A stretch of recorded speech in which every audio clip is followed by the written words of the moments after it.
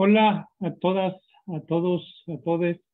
Buenas tardes, buenos días, dependiendo de la hora en que nos vean.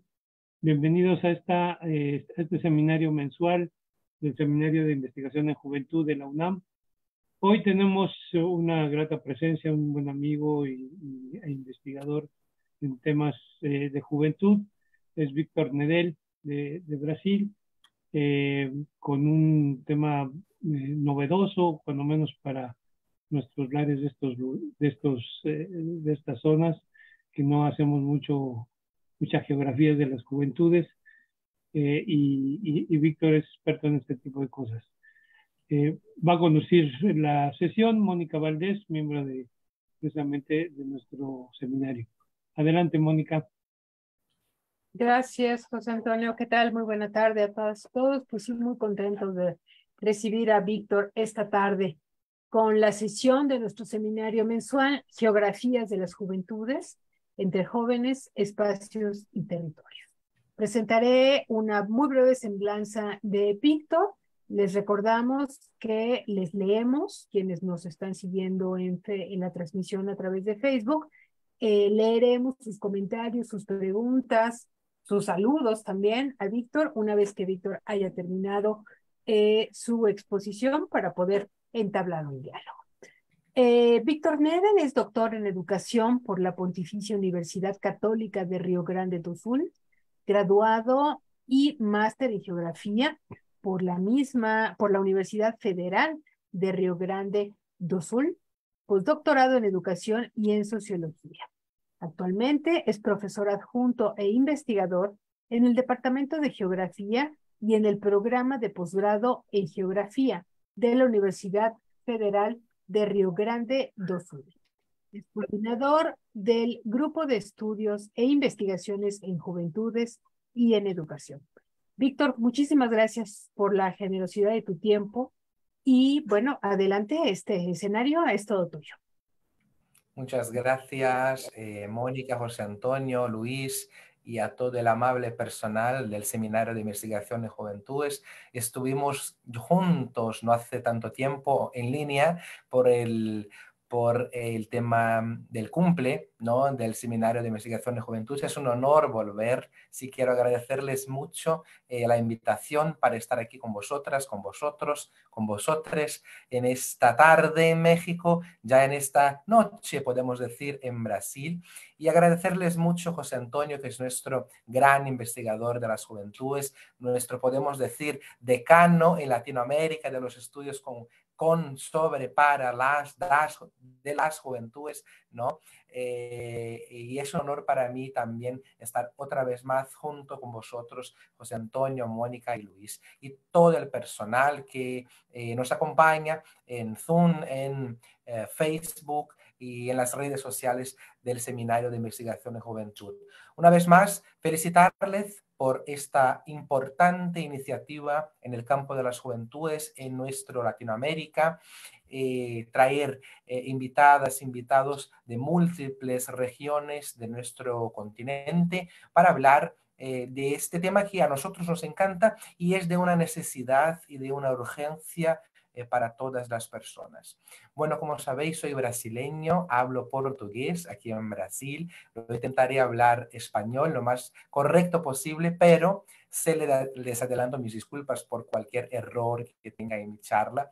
Lo que pasa es que les comentaba a Mónica y a José Antonio Luis que la semana pasada estaba en Argentina en una misión de corta duración en la Universidad Nacional de La Plata por la UGM, ¿no? Así que arranqué la semana pasada entera hablando español y así que estoy con la lengua española bastante en la boca, ¿no? Así que, bueno, voy a compartir la pantalla. Pido, por favor, que me avisen si está ya apareciendo. Y empezamos, así que me avisen. Listo, adelante. Se ve bien. Vale, gracias, Mónica. Bueno, lo que nos toca hablar en esta noche o en esta tarde en México es el tema de las geografías de las juventudes, ¿sí? Un tema que a nosotros que en Brasil por lo menos somos solamente 5 profesores de universidades que trabajamos con esta temática. Vamos a tener en 2 semanas el Encuentro Nacional de Investigación y Posgrado de Geografía en el norte de Brasil. Nosotros del sur vamos a cruzar el país, ¿no? Y vamos a encontrarnos nosotros 5 con un grupo muy pequeño de estudiantes de posgrado, así que es un tema novedoso, como José Antonio hablaba en México, pero también en Brasil, ¿no? Somos bastante pocos que hablamos de este tema y quisiera dejarles demostrado en esta presentación la urgencia de hablarnos de los espacios y de los territorios, de los lugares de las juventudes. Muy bien, para empezar, quisiera hacerles una pregunta.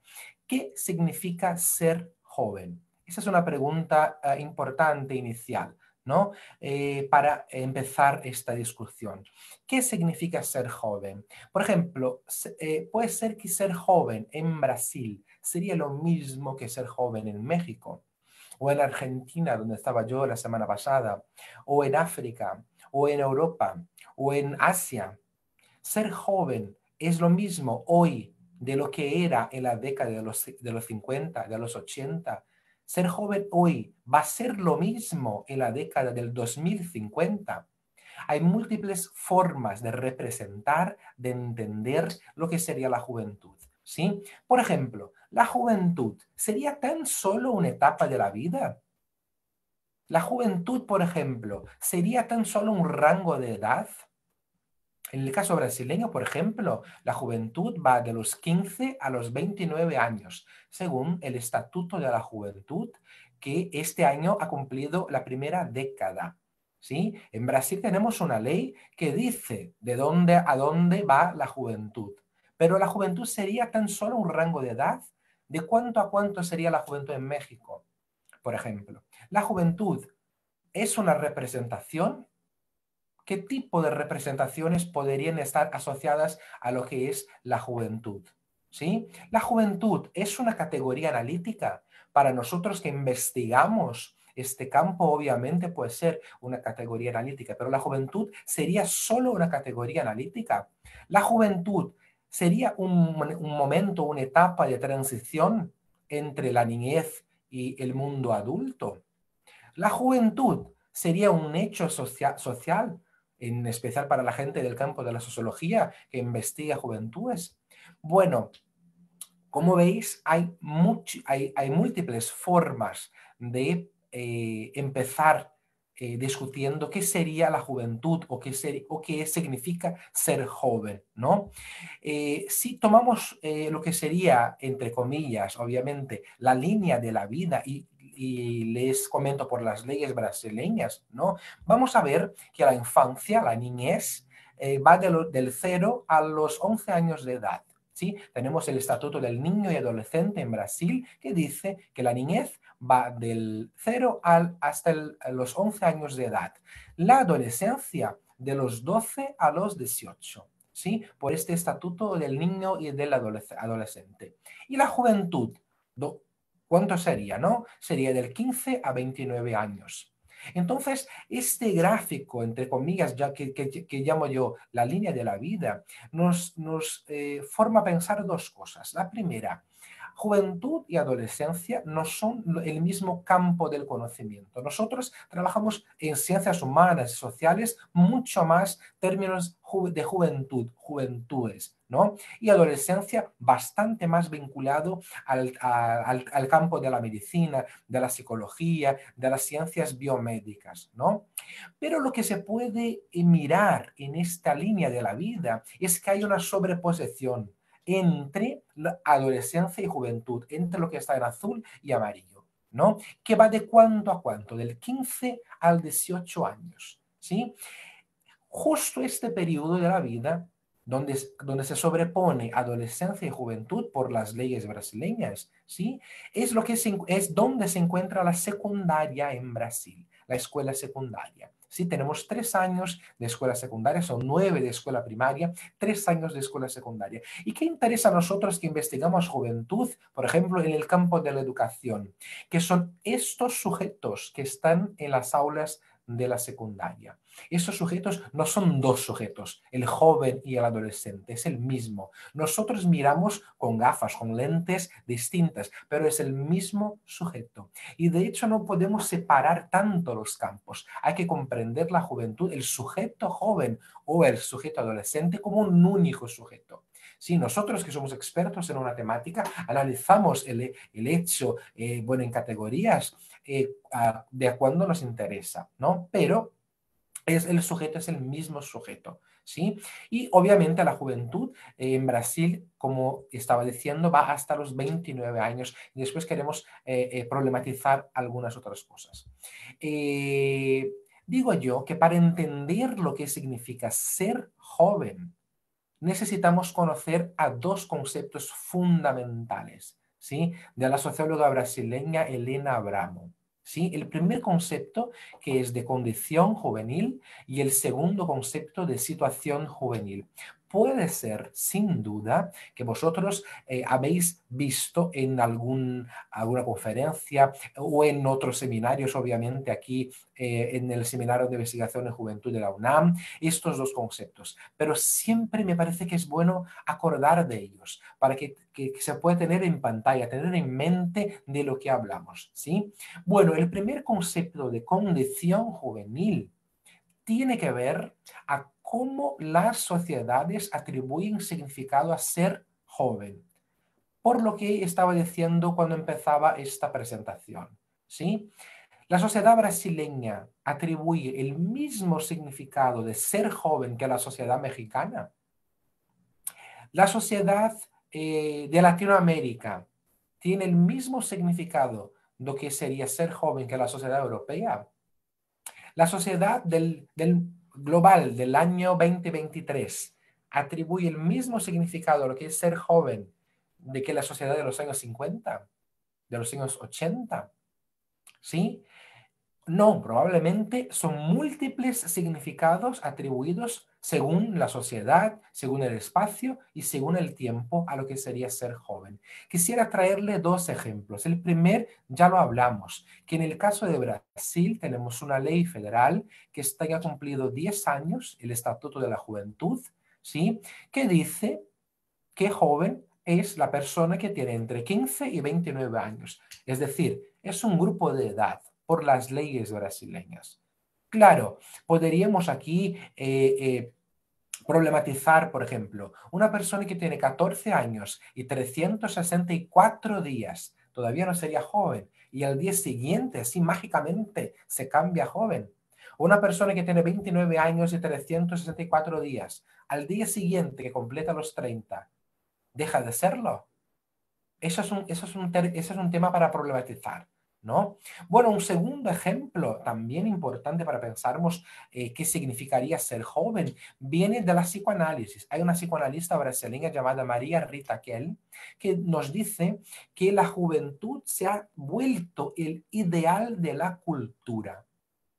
Y, por ejemplo, les traigo las cremas rejuvenecedoras. ¿Sí? La juventud es ideal de la cultura. Uno que no es joven quiere ser, uno que ya ha sido, ya es adulto, quiere volver a ser joven. Cada vez más hay fenómenos de armonización facial, botox, cremas, las portadas de revistas, de periódicos que tienen en sus estampados cuerpos jóvenes, ¿no? Y suelen ser cuerpos de jóvenes mujeres blancas, ¿sí? Bueno, la juventud se ha vuelto un ideal de la cultura y eso es una forma de atribuir significado a lo que sería ser joven, ¿sí? Pero hay un segundo concepto que es de situación juvenil. ¿Qué significa la situación juvenil? Son las múltiples formas en que se vive la condición juvenil en las realidades de las sociedades. Bueno, ¿qué quiere decir? Que en la sociedad brasileña, por ejemplo, ser joven es la persona que tiene entre 15 y 29 años, por ejemplo. Sí, pero cada uno, cada sujeto, cada individuo vive este momento de la vida de formas bastante subjetivas, bastante individuales. Por ejemplo, no es lo mismo ser joven hombre que ser joven mujer. O actualmente podríamos decir que ser joven no binario. No es el mismo. Son experiencias e incluso corporales distintas de ser joven hombre o joven mujer. No es el mismo ser joven negro que ser joven blanco. Y eso en el caso brasileño, por ejemplo, tiene una marca bastante tematizada. No es el mismo. Son experiencias completamente distintas de ser joven por el color de la piel y en el caso brasileño, un país que tiene un racismo histórico, ¿sí? Institucionalizado aún más. ¿Sí? ¿Por qué, por ejemplo, los jóvenes negros son seguidos en los centros comerciales o en los supermercados por el personal de seguridad y los jóvenes blancos no suelen ser? Son experiencias sin duda distintas, ¿sí? En el caso brasileño, por ejemplo, también no es el mismo ser joven cristiano que ser joven de religiones de matriz afro-brasileña. ¿Sí? Hay bastante, por ejemplo, prejuicio en términos religiosos. No es el mismo ser joven de la ciudad que ser joven del campo. Son experiencias espaciales completamente distintas. ¿Sí? También no es el mismo ser joven rico que ser joven pobre. Miramos el fenómeno de las favelas brasileñas. Eso es una experiencia espacial bastante distinta de lo que sería ser joven, ¿sí? También, por ejemplo, no es el mismo ser joven L, G, B, T, Q, I, A más y todas las letras que se asumen a esta sigla de la diversidad. Son formas distintas, múltiples de vivir esta misma condición juvenil. ¿Sí? Asociado a estos dos conceptos, me parece que es necesario trabajar de qué son las culturas juveniles. Y ahí nos apoyamos en nuestro amigo investigador de las juventudes catalán, Carles Feixa, que ya en 98, en 1998, nos decía: en un sentido amplio, las culturas juveniles se refieren a la manera en que las experiencias sociales de los jóvenes son expresadas colectivamente mediante la construcción de estilos de vida distintivos localizados fundamentalmente en el tiempo libre o en espacios intersticiales de la vida institucional. Aquí hay dos conceptos fundamentales. El primer es de la colectividad. Ser joven es tener experiencias sociales colectivas, ¿sí? Y el segundo es una pregunta que quisiera traérselos sobre los espacios intrínsecos de la vida institucional. ¿Cuáles serían estos espacios? ¿Cuáles son estos espacios de la vida de las juventudes? En México, en Brasil, en Latinoamérica y en los países donde nos ven. ¿Sí? Bueno, de ahí sale de estos dos conceptos, condición y situación juvenil y culturas juveniles, sale la S. ¿Sí? De hecho, hablamos juventudes, jóvenes, siempre en plural, porque no hay una sola manera de ser o estar joven, de vivir, de experimentar la juventud. Hay múltiples maneras y no una sola. Por eso no tematizamos como un bloque cerrado, joven, y todos serían así. No, por eso que hablamos de jóvenes y juventudes. ¿Sí? Esa foto la saqué la semana pasada en Plaza de Mayo en Buenos Aires, ¿sí? Que dice: la juventud sigue luchando y sin duda sigue luchando. Pero, ¿por qué nosotros hablamos de geografías de las juventudes? Aquí tenemos, por ejemplo, una pista para entender, ¿sí? Aquí hay una marca en el espacio, en un espacio concreto de una ciudad. ¿Sí? Eso es una forma de entender un poco por dónde vamos para investigación con el tema de las geografías de las juventudes. ¿Sí? ¿Por qué investigamos? Porque el fenómeno de la juventud no está despegado del espacio. El fenómeno de la juventud está pegado al espacio, ocurre en el espacio. Hay que entender que el fenómeno de la juventud, cualquier hecho que nosotros investigamos de las juventudes, eso pasa en el espacio. De hecho, quisiera hablar un poco sobre el espacio. como objeto de estudio de la geografía. Pero antes, como Freud hacía en sus conferencias, quisiera hablar, antes de hablar qué es el espacio, quisiera hablar qué no es el espacio. Sí, me parece importante definir qué no es, cómo no entendemos, cómo no analizamos el espacio. Bueno, el espacio no es solo un escenario, ¿sí? El espacio no puede ser entendido solo como un escenario, ¿sí? Y digo, por ejemplo, en términos metodológicos, nosotros cuando vamos a investigar, hacer un proyecto o incluso un texto para publicar, hay caracterización del espacio. Y muchas veces nosotros, investigadores de juventud, estamos en este error que es hacer una caracterización tanto burocrática del espacio. Es una ciudad de tantos kilómetros cuadrados, con tantos miles de habitantes, que no sé qué, no sé cuánto. Está ok hacer eso. No planteo que se cierre esta forma de trabajo, pero lo que planteo es trabajar el espacio para más allá de solo un escenario, porque el espacio también no es solo dónde ocurren las cosas, a dónde ha pasado tal fenómeno, tal encuentro joven, tal hecho de violencia o tal situación educativa. ¿Sí? No es solo dónde, no es solo un pincho en el mapa. ¿Sí? Es más allá, es mucho más.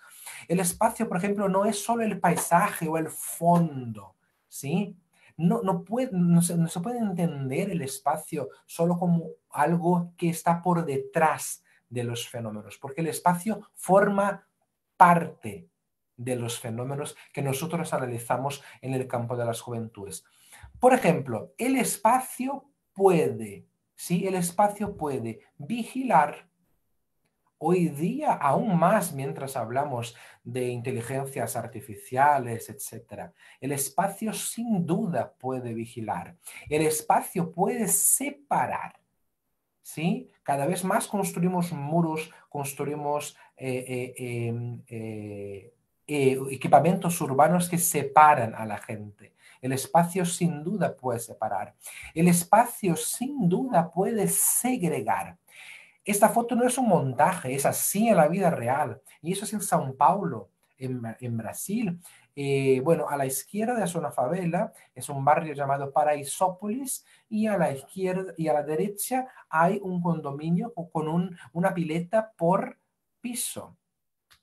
Eso se llama segregación espacial. ¿Sí? Y eso no puede ser entendido, por ejemplo, solo como el fondo donde ocurren las cosas. Aquí hay un fenómeno que pasa y hay juventudes que están segregadas por este muro de la desigualdad socioeconómica espacial. ¿Sí? El espacio puede reunir para la lucha. ¿Cuántas y cuántos no fueron las y los jóvenes que estaban en las calles brasileñas para echar al despresidente que tuvimos por los últimos 4 años en Brasil, que ha puesto Brasil en la basura del escenario internacional, que ha puesto Brasil en la basura económica? ¿Cuántas y cuántos jóvenes no estaban juntos como línea de frente, reunidos a la lucha en determinados espacios de las ciudades brasileñas? El espacio puede promover la creatividad. El espacio también puede educar. Así que el espacio no puede ser entendido solo como el fondo, el escenario, el paisaje. El espacio tiene muchos atributos propios que forman parte del entendimiento del fenómeno de la juventud. ¿Sí? Decimos que el fenómeno de la juventud no está despegado del espacio, pero ¿qué es el espacio? ¿Sí? El espacio es el objeto de estudio de la geografía.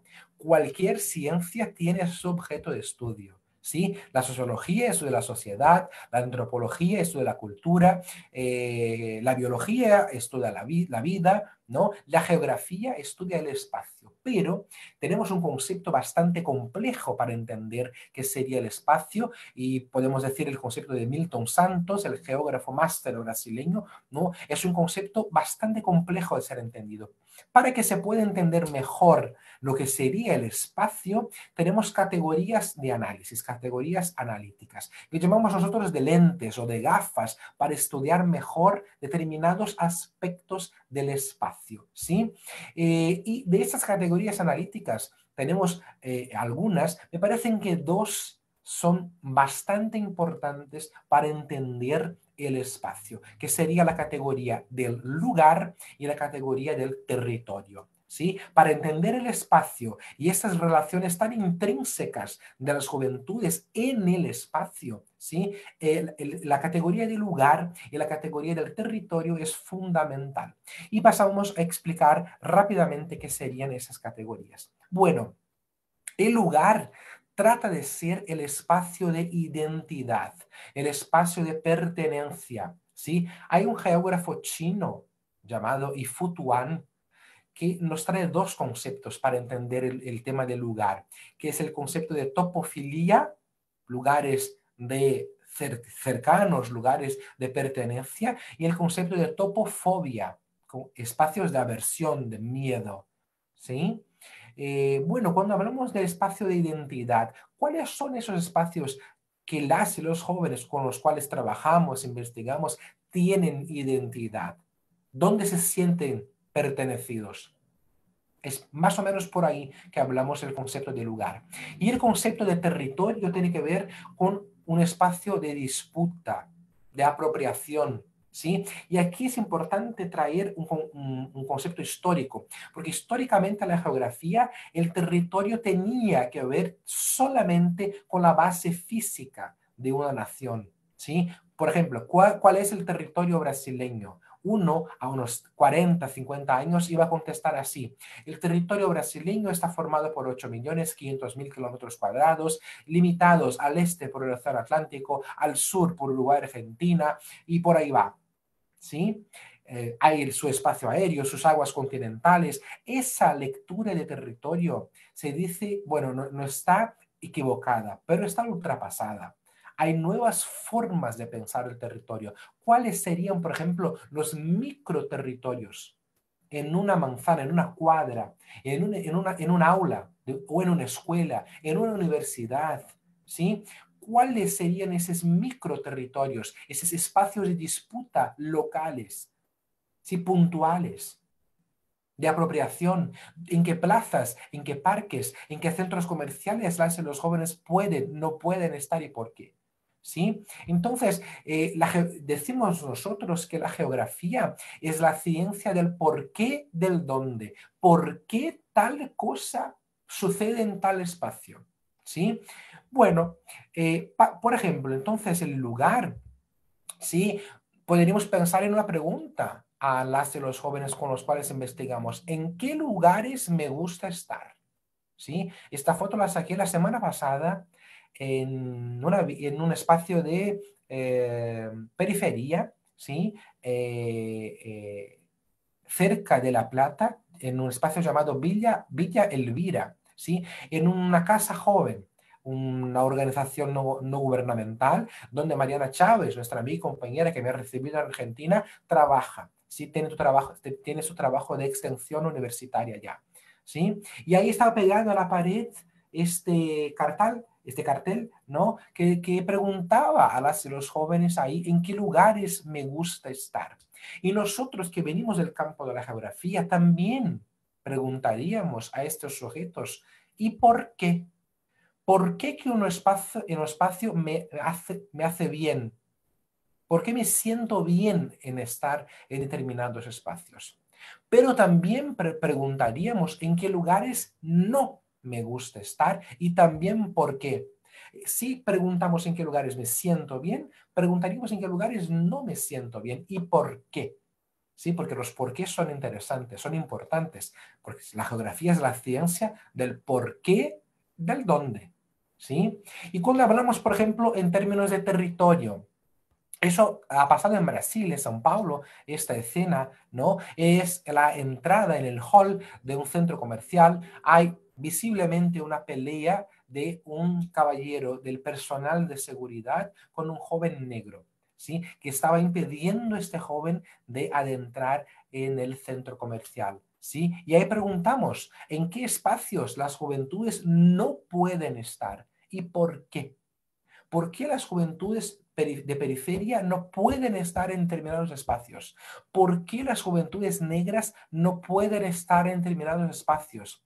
¿Por qué las juventudes de religiones matriz afro-brasileña no pueden estar en determinados espacios? ¿Cuáles son estas disputas? ¿Cuáles son esas apropiaciones de múltiples agentes y factores en los espacios? ¿Sí? Más o menos por ahí hablamos estos dos conceptos dentro de la geografía. Quisiera traer también un estudio de caso para que se pueda digamos, ilustrar un poco de qué sería de qué hablamos nosotros en este campo. Bueno, este estudio parte de una investigación con jóvenes de una escuela pública aquí de Porto Alegre, capital de la provincia de Río Grande del Sur, en el sur de Brasil. Sí, como les comentaba, estamos pegados a Uruguay y Argentina, ¿no? La recopilación de datos ha sido en 2018, pero estos datos siguen bastante actuales, ¿sí? Los sujetos fueron 146 jóvenes estudiantes de la secundaria y ha sido trabajado un enfoque multimétodo. Lo que vamos a apuntar aquí son los datos relativos a la encuesta, pero hemos trabajado otras formas de recolección de datos, ¿sí? Bueno, en términos de género, ¿sí? La mayoría eran jóvenes mujeres y se nota ahí en el primer gráfico en azul que en el caso brasileño de la secundaria hay más mujeres que hombres y hay porqués, sí, hay un porqué. ¿Sí? Hay más mujeres que hombres porque los hombres tienen una expectativa de vida más baja que las mujeres. Hay casos de muchos homicidios de jóvenes hombres negros en las regiones de periferia de Brasil, en las metrópolis brasileñas, ¿sí? Así que en la secundaria el dato suele ser más mujeres que hombres en las aulas, ¿sí? En términos de grupo de edad, la mayor parte estaba con 17 años, ahí se ve morado, en la columna morada del segundo gráfico, ¿sí? Aplicamos la encuesta para jóvenes de las 3 series de la secundaria, del primer, del segundo y del tercer año de la secundaria, ¿sí? Y en este caso había jóvenes con 18 años o con más de 18 años y también jóvenes con menos de 15 años, ¿sí? Pero en términos de edad regular serían jóvenes de 15, 16, 17 y puede ser que 18 años también, ¿sí? Pero mucho más 15, 16 y 17 años. En términos de etnia, ¿sí? Más jóvenes blancos, ahí en la columna azul, ¿no? Pero también si sumamos los jóvenes autodeclarados negros y pardos, vamos a tener ahí 35% de jóvenes del grupo negro en el caso brasileño, ¿sí? En términos de residencia, esta primera columna, 31%, es de una ciudad que está pegada a la escuela, llamada Viamão, ¿sí? Y no es un barrio de Porto Alegre. Los otros dos, ahí que dice Partenón y Lomba do Pinheiro, son barrios de Porto Alegre, pero son barrios de extrema vulnerabilidad social, ¿sí? Después aparece Alvorada, que es otra ciudad de la región metropolitana, y otros dos barrios, ¿sí? Es donde vienen las y los estudiantes. ¿Y cómo se desplazan por la ciudad en el trayecto casa-escuela? ¿Sí? La gran mayor parte desplaza en bus, en microbuses, ahí la columna en rojo, ¿sí?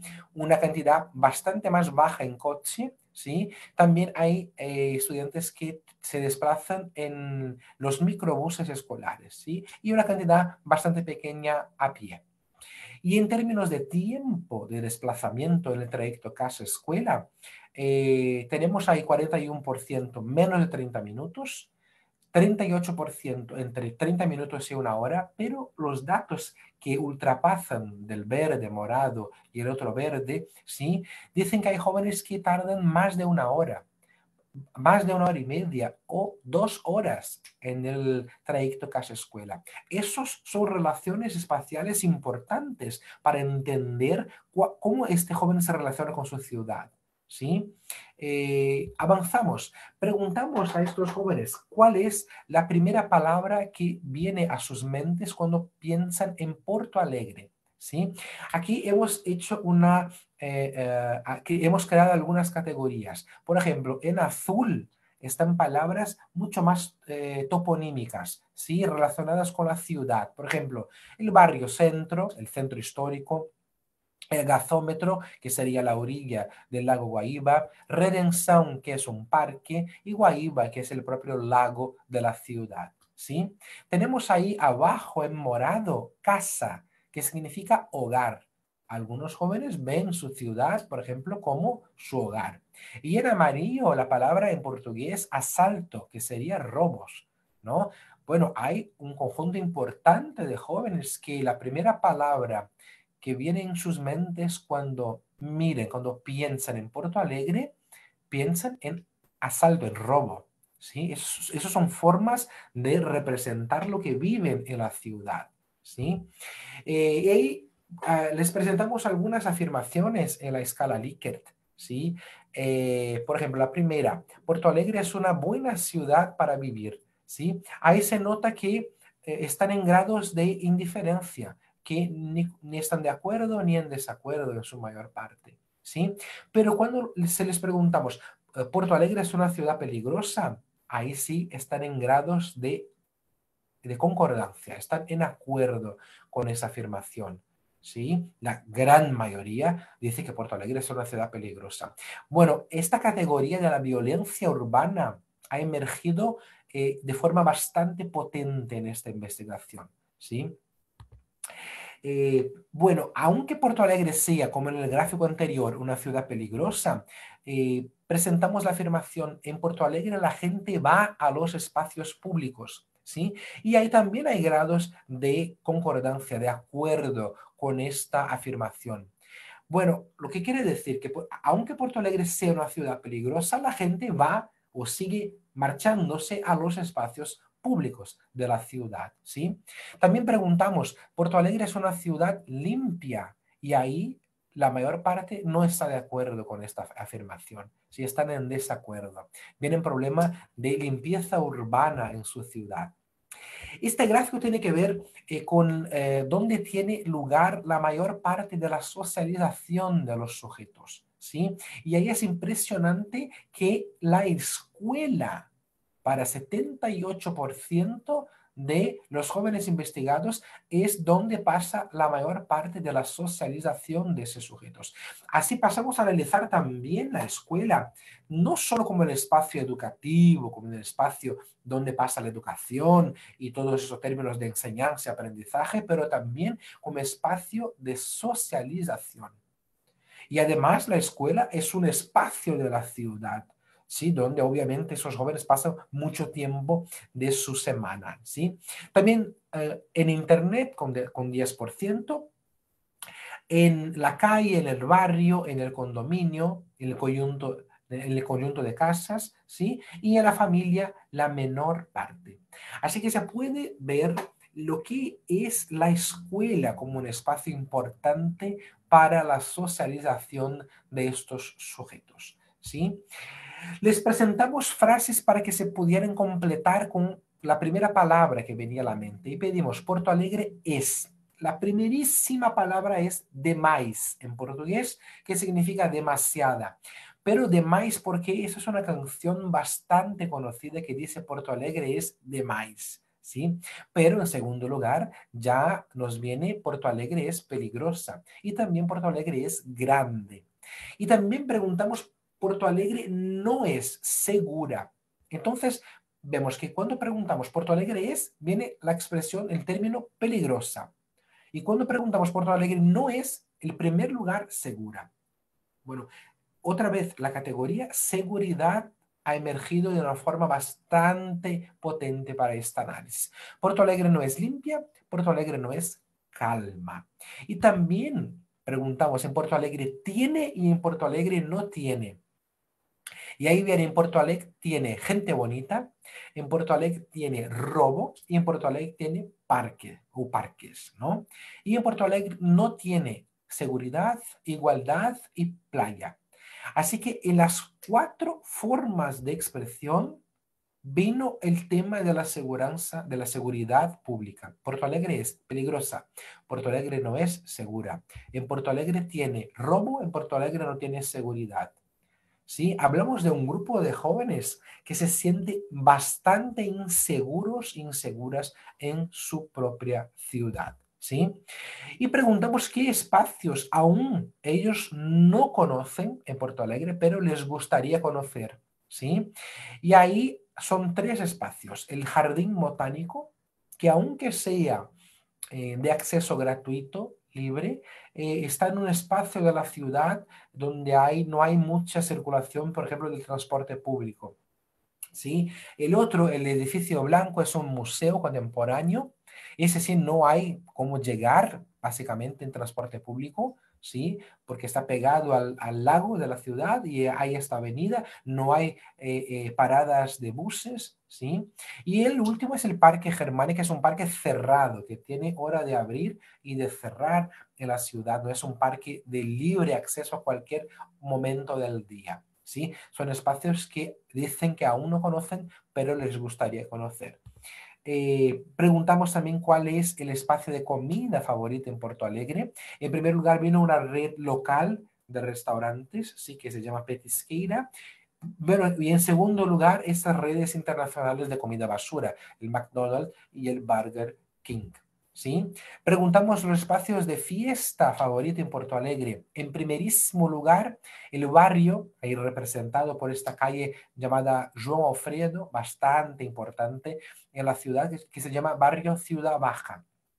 En este barrio pasa mucha vida nocturna de las y los jóvenes. Y en el segundo lugar es un espacio de conciertos, ¿sí? De cantantes, que se llama Pepsi on Stage, que es un espacio privado. Ahí tenemos las 2 formas de apropiación pública de los espacios en la calle, de la fiesta en la calle, delante de los bares, ¿sí? Se notan los coches transitando ahí, y el espacio privado de encuentro, de fiestas de estos sujetos. Presentamos también algunas imágenes a estos jóvenes. Esta primera es de nuestra Plaza Mayor. Ahí a la izquierda está la catedral, a la derecha el Palacio de Gobierno, la plaza con sus árboles, con sus colores, y ahí viene ciudad, bonito, naturaleza, centro, belleza, ¿sí? La segunda imagen sería una favela, ¿sí? Y ahí viene pobreza, desigualdad, favela, morro, descaso, periferia, tristeza, pero viene también, noten, en amarillo, 2 palabras importantes, que sería familia y casa, o en español, hogar. ¿Sí? Hay jóvenes que identifican ese espacio que es una favela como espacio de su familia y de su hogar también. ¿Sí? Y por último, les presentamos la fachada del colegio. ¿Sí? Y ahí, bueno, en azul, unos dicen colegio, escuela, educación, estudio, ¿sí? Que son palabras más neutras, podríamos decir así. En morado está escuela buena, bueno, futuro, oportunidad. En amarillo, palabras de extremadamente pegadas al concepto de lugar, ¿sí? Porque tiene casa, que sería hogar, crush o segunda casa. Pero en gris, no tan grandes, pero sí que aparecen palabras de connotación que nos causan un poco de preocupación de estos jóvenes, ¿sí? Que es sufrimiento, después cárcel y bullying. Es decir, hay jóvenes que ven en ese espacio de su escuela como un espacio de sufrimiento, de cárcel y o de bullying. Y a esos jóvenes también se tienen que mirar, ¿sí? Y no sé cómo estamos de tiempo, Mónica, si puedo avanzar un poco más o si ya empiezo con las conclusiones. Tienes 7 minutos. Vale, así que me parece que voy por las conclusiones, ¿sí? He preparado un montón de otras cosas, pero eso puede quedar para una otra oportunidad, ¿sí? ¿Por qué hablamos todo eso entonces? ¿Sí? ¿Por qué hablamos de estas geografías de las juventudes? ¿Por qué hablamos de las relaciones de las y los jóvenes con los espacios, con los lugares, con los territorios? Bueno, en primer lugar, para conocer a las juventudes. Pero ¿por qué ponemos eso si es tan sencillo, conocer las juventudes, ¿sí? Para conocer integralmente a las juventudes. ¿Sí? Conocer no solo quiénes son, qué piensan de determinados asuntos, qué comentan sobre determinados hechos, pero saber sus relaciones con el espacio, en el espacio, sobre el espacio. ¿Sí? Y no solo es preguntar dónde viven, dónde estudian y dónde trabajan o dónde tienen su tiempo de ocio. ¿Sí? Pero también cómo se desplazan por la ciudad, cómo se sienten en la ciudad, hablarse a los jóvenes del campo, ¿sí? ¿Cómo es vivir en el campo? Hay un otro estudio que no hemos tenido tiempo de charlar aquí, donde hemos hecho un estado del conocimiento de las investigaciones sobre juventud en la provincia de Río Grande del Sur. Y ahí hemos constatado que 98% de los estudios son sobre jóvenes de Porto Alegre y región metropolitana. ¿Por qué todo eso? Porque tenemos que conocer a las juventudes del interior, de las ciudades medias y pequeñas. Hay que conocer a las juventudes en el plural, ¿sí? Conocer, obviamente, las relaciones con la ciudad. Aunque sea importante, y les afirmo, es importante conocer las relaciones de jóvenes del campo o jóvenes rurales, ¿sí? Pero tenemos en Brasil que más del 90% de la población viven en ciudades. Grandes metrópolis, ciudades grandes, ciudades medias o pequeñas. Hay que conocer. Sabemos mucho de jóvenes en las metrópolis, en las grandes ciudades. Y sabemos al mismo tiempo poco de jóvenes en ciudades pequeñas. Así que es un campo, es un reto a nosotros investigadores de juventud conocer más jóvenes de ciudades pequeñas. ¿Cómo funciona la vida espacial, la vida urbana de estos jóvenes en ciudades pequeñas, por ejemplo? ¿Sí? También conocer las relaciones con la escuela. Cuando hablaba de territorio, la importancia de conocer los microterritorios. ¿Sí? Las disputas, las apropiaciones de jóvenes, por ejemplo, dentro de una escuela o de una universidad o de un barrio o de un club o de una obra social, de lo que sea. ¿Sí? También, por ejemplo, para los que trabajan con la educación, eso sirve para la planificación pedagógica. No podemos más ser, como diría Wright Mills, desde hace la década de los 80, en un texto clásico que era, Wright Mills no, Grimsby Gulls, en un texto clásico de los 80 que decía alienígenas en las aulas. ¿Sí? No podemos más pensar que los jóvenes que están delante de nosotros en la secundaria, en las universidades, son alienígenas. ¿Sí? Y para que se cae este entendimiento hay que conocer quiénes son estos sujetos. ¿Sí? El importante teórico de la educación, Maurice Tardif, decía que tenemos que conocer lo que se enseña, que son los conocimientos técnicos, conocer cómo se enseña, que son los conocimientos didácticos, y conocer con quién se enseña, que es conocer los sujetos. ¿Sí? También, ¿por qué todo eso? Formulación de políticas públicas. ¿Cómo vamos a formular políticas públicas para, sobre, de, con las juventudes si no conocemos quiénes son, cuáles son sus deseos, cuáles son sus demandas, cuáles son sus reclames? ¿Sí? Y obviamente para reconocer, hablamos mucho de conocer, pero también es importante reconocer los jóvenes como sujetos de derechos. Estaba diciendo que cumplimos la primera década del Estatuto de la Juventud en Brasil. Y en esa primera década, de 2013 a 2023, hemos avanzado en muchos puntos, pero en otros puntos todavía no. Hay 11 derechos en el Estatuto de la Juventud, muchos todavía no cumplidos. Pero ¿qué tenemos? Discutía hace un par de semanas con el secretario nacional de Juventud de Brasil.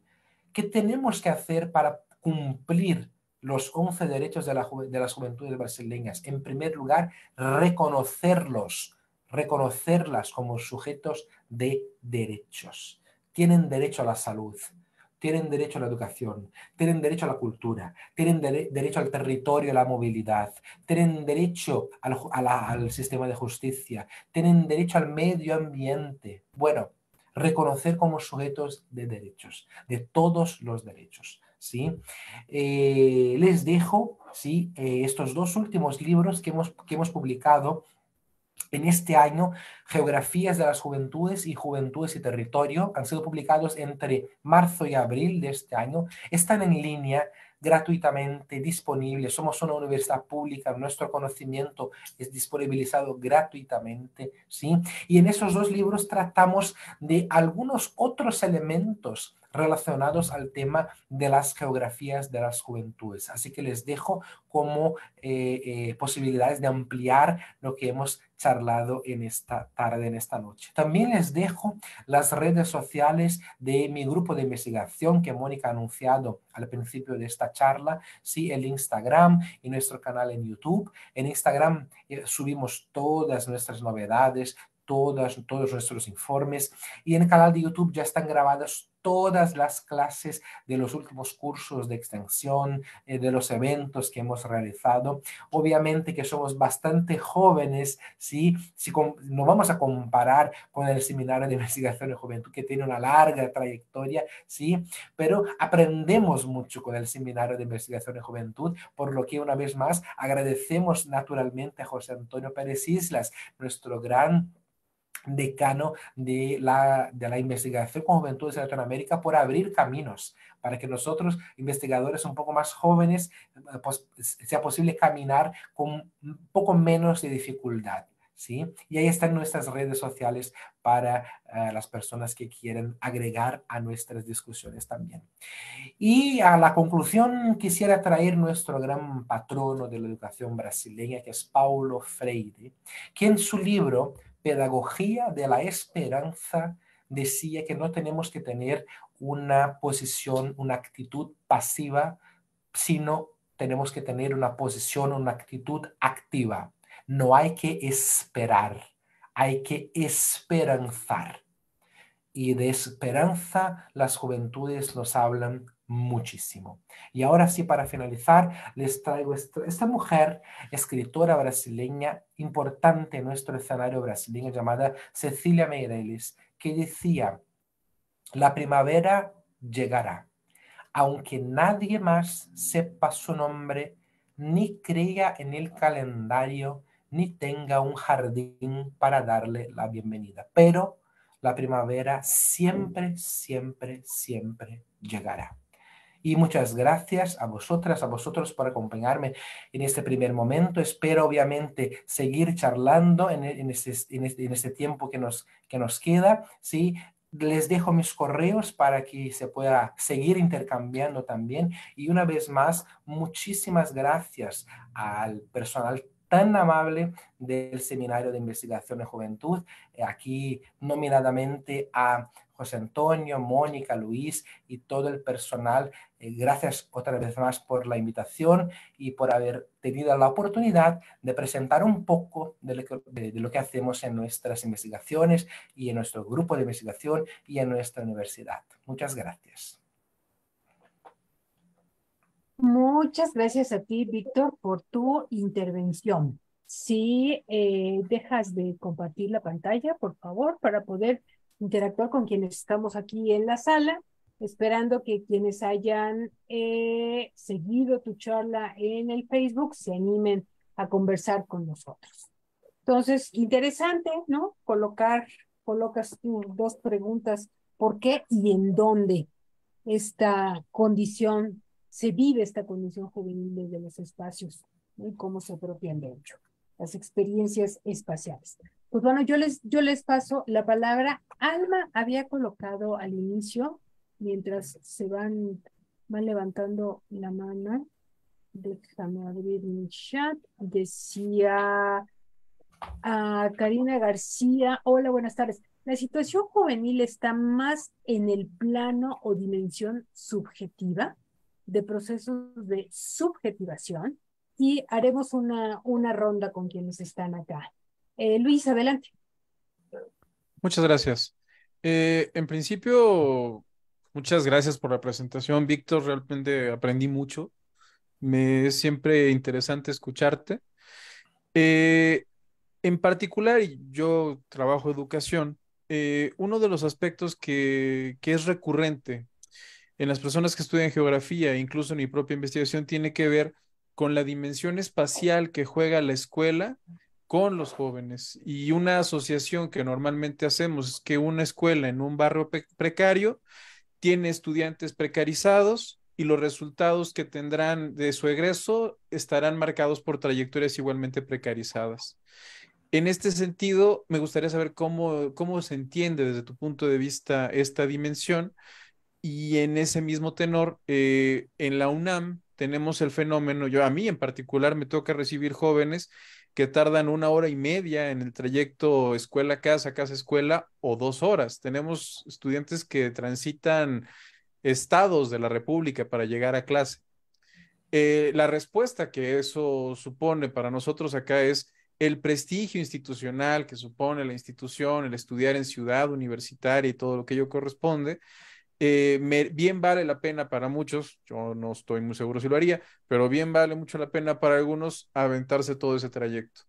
En varios países, un criterio me parece más inteligente para modificar esto es que la posibilidad de acceder a diferentes instituciones de educación superior depende en buena medida de tu ubicación en el barrio. Si tú estás en determinado zona postal, te toca esta posibilidad de instituciones. ¿Cómo ocurre esto en Sao Paulo? Si esta es una respuesta adecuada, porque en México no tenemos eso, es aquí a partir del principio de meritocracia y de mérito. Cualquiera que tenga las credenciales o haya pasado el examen puede inscribirse a cualquier institución independientemente de la ubicación geográfica en la que se encuentre. No sé esta relación con el espacio y la distribución, ¿cómo la ves tú? Y esta parte también me hace mucho sentido de que están en la escuela, en el caso de lo que mencionabas, 78% de los jóvenes del tiempo. Esto sucedió, y perdón, ahí me perdí un poco, esto sucedió, supongo, previo a la pandemia o posterior a la pandemia. A nosotros nuestro fenómeno es muy, muy semejante.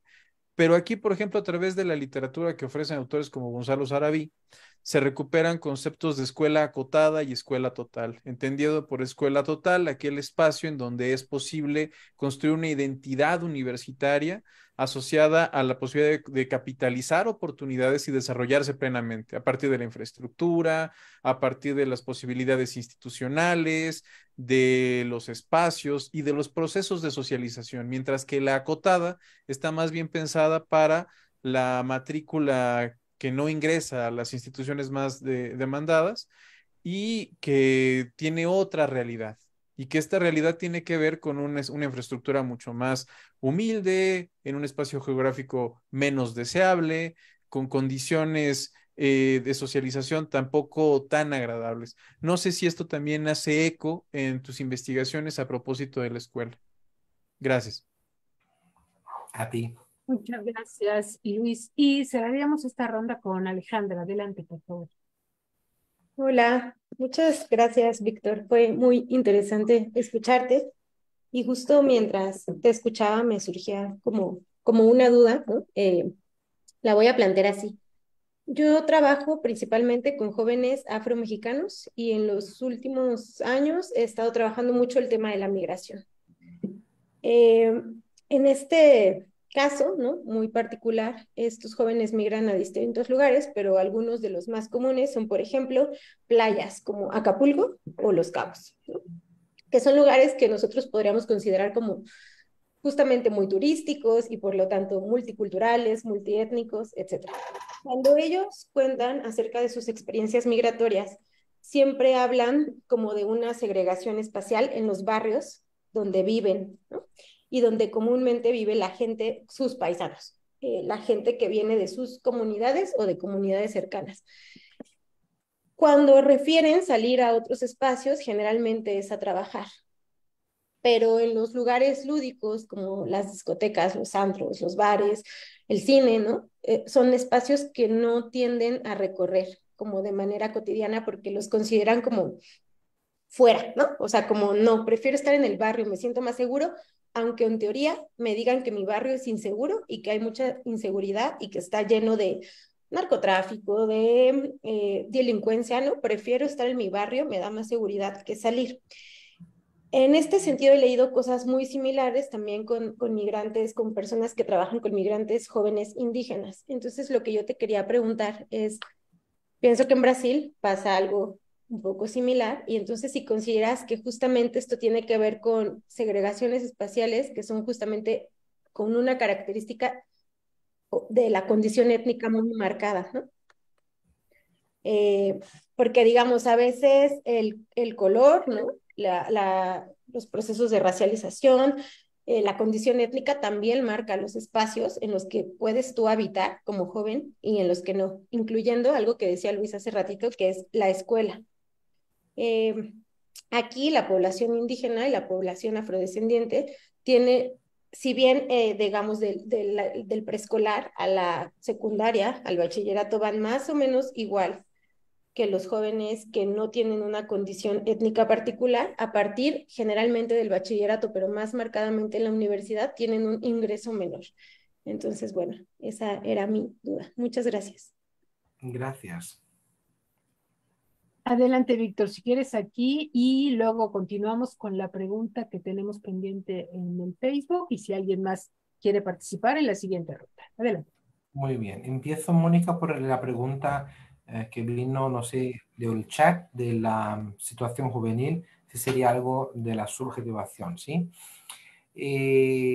Bueno, sí y no, le contestaría. Si el concepto de situación juvenil es algo subjetivo, si tiene que ver con procesos de subjetivación, ¿sí? Sí y no. Primero, ¿por qué no? Porque aunque no se hable de jóvenes en bloque, como hablaba yo, ¿sí? Todos los jóvenes son así, o toda esta generación piensa igual, o en todo este grupo pasa lo mismo. O sea, aunque no se hable, se puede hablar con lo que pasa, como hablaba Alejandra, con jóvenes migrantes, ¿sí? Bueno, ahí pasan fenómenos similares, ¿sí? Pero aunque sea un grupo específico que pasa el mismo problema, ¿sí? Tienen identidades subjetivas. Por eso que sí, por eso que no. Es que el fenómeno de la situación, que el concepto de la situación juvenil puede ser entendido como algo plenamente subjetivo y puede ser que no. Porque los grupos de jóvenes negros afro-brasileños, por ejemplo, pasan el mismo fenómeno del racismo institucional en Brasil. ¿Qué quiere decir eso? Aunque yo que soy blanco, de familia de origen blanca, intente a diario no ser una persona racista, eso está insertado en nuestras mentes desde que nacimos en la sociedad brasileña. Por eso que estoy plenamente de acuerdo con la filósofa brasileña Jamila Ribeiro, que dice que tenemos bueno, además, sí, de Angela Davis y otras tantas mujeres negras, sí, que no se puede vivir en una sociedad y simplemente no ser una persona racista. Hay que ser un antirracista. ¿Sí? Y con eso se puede cortar el ciclo del racismo institucional en Brasil. ¿Sí? ¿Por qué cuando la gente hace arco y flecha, ¿sí? Cuando tira las flechas a un albo, ¿sí? Esta rueda, no sé cómo se llama eso en México, esta rueda que tiene las líneas blancas y rojas, así para no sé, ¿cómo? Blanco. ¿Cómo? Sí, No no te entendí. escuchamos No, bien, Enrique. se llama Diana. Tiro al blanco. Sí, es un tiro al blanco. Diana. Sí. Sí. Ah, es una diana, ¿Por qué? específicamente es una diana. ¿Por qué este Gracias. símbolo estaría pegado en la espalda de jóvenes negros en Brasil? Jóvenes varones negros en Brasil. ¿Por qué las balas de los revólveres de la policía brasileña llega solamente en estos sujetos? ¿sí? Bueno, de eso hablamos en el grupo de lo que serían los jóvenes afrobrasileños, ¿sí? Pero no son todos iguales, ¿sí? Tienen su identidad, tienen su forma de vivir, su forma de pensar, viven en regiones distintas, estudian cosas distintas, se interesan por cosas distintas, ¿sí? Pero sufren del mismo problema. Por eso que cuando hablamos del concepto de situación juvenil, puede ser algo subjetivo y puede no ser. Puede ser algo de un grupo de sujetos y puede ser algo también bastante personal. Porque si hablamos de un joven blanco que estudia en una escuela privada, que vive en un barrio de clase alta, que se desplaza por la ciudad en coche, no es la misma experiencia de un joven negro que vive en las periferias, que se desplaza en bus y que trabaja además de estudiar. Son formas distintas de vivir la juventud. Bueno, pienso que es más o menos por ahí.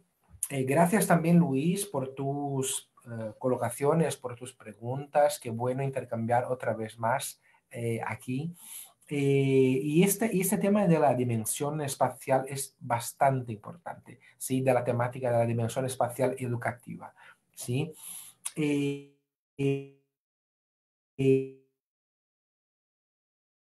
eh, sí, ese estudio ha sido previo a la pandemia, en que la socialización pasa en la escuela, ¿sí? Y es importante, bueno, contextualizar un poco más. Sí que esta es una escuela que hicimos esta investigación pública federal, que pertenece a la universidad. Llamamos colegio de aplicación, ¿sí? No está todavía más vinculada a la Facultad de Educación, pero ha sido en su tiempo, hoy es una unidad autónoma de la universidad, pero pertenece. Se ingresa en esta escuela por sorteo público. La plaza que tiene más concurrencia en la universidad no es la plaza del curso de medicina, es la plaza para esta escuela, porque tiene una tradición bastante fuerte en la ciudad. Así que se ingresa por sorteo público. Por eso, de aquel gráfico donde viene gente de otras ciudades, de barrios muy lejanos de la escuela, ¿sí? Pero cuando hablamos de la estructura educativa brasileña, tenemos escuelas federales como esa, sí que son pocas. La secundaria se ocupa las provincias y la primaria se ocupa, en su mayor parte, los municipios, ¿sí? ¿Y qué pasa en el caso brasileño? Dicen que las escuelas de las provincias están mucho más en las avenidas, en las grandes vías, en los barrios más centrales. Y que las escuelas de los municipios están donde la provincia no ha llegado. Es decir, en la periferia de la periferia de la periferia. Así que escuelas de primaria que pertenecen a los municipios suelen estar en regiones de extrema vulnerabilidad social. Y eso se puede hacer, ya hay, pero se puede analizar esos mapeos de dónde están las escuelas. ¿Sí? Y ahí ¿por qué hablo todo eso?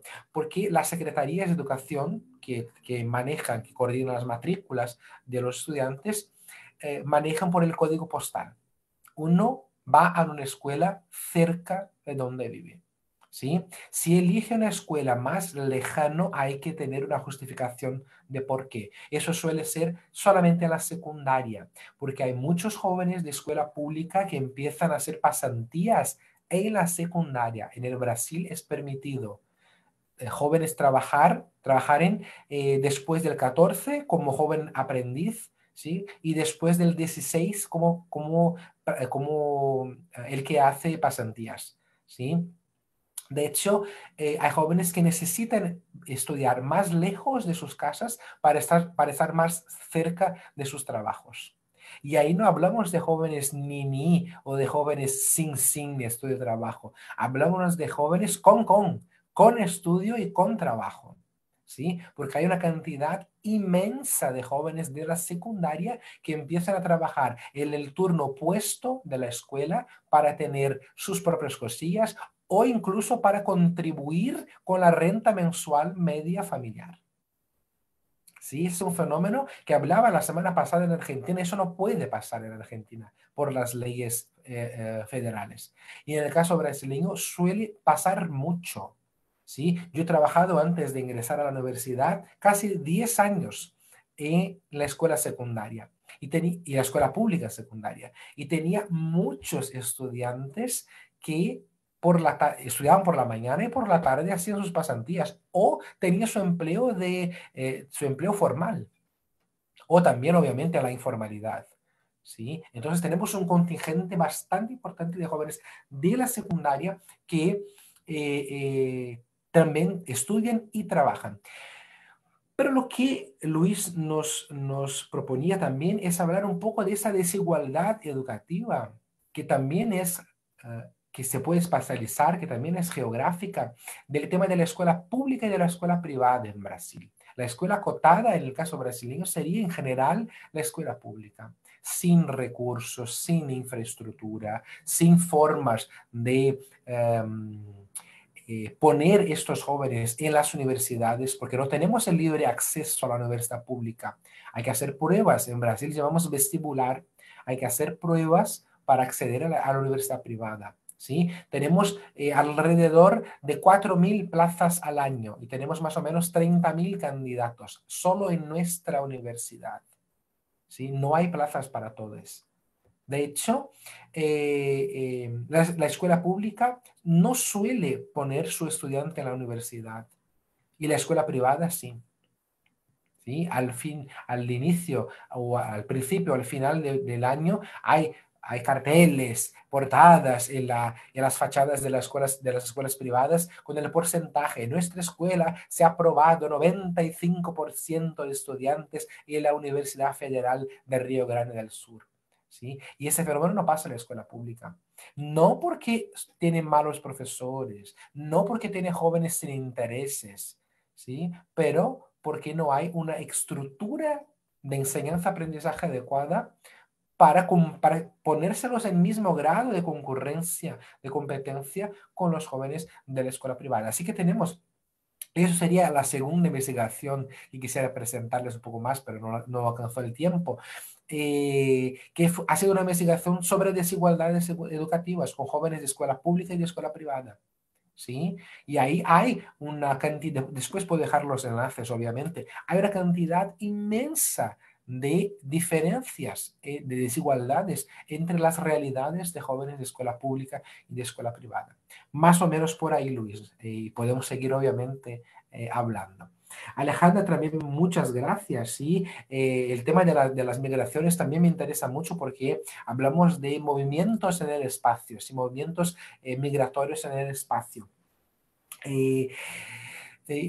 Antes, bueno, empezando a contestarte, Alejandra, hubo un fenómeno en Brasil en el año 2015 que ha sido la llegada de una cantidad significativa de migrantes, nomeadamente de Senegal y de Haití, ¿sí? Que son dos países del mundo donde la población en general tiene el color negro de la piel.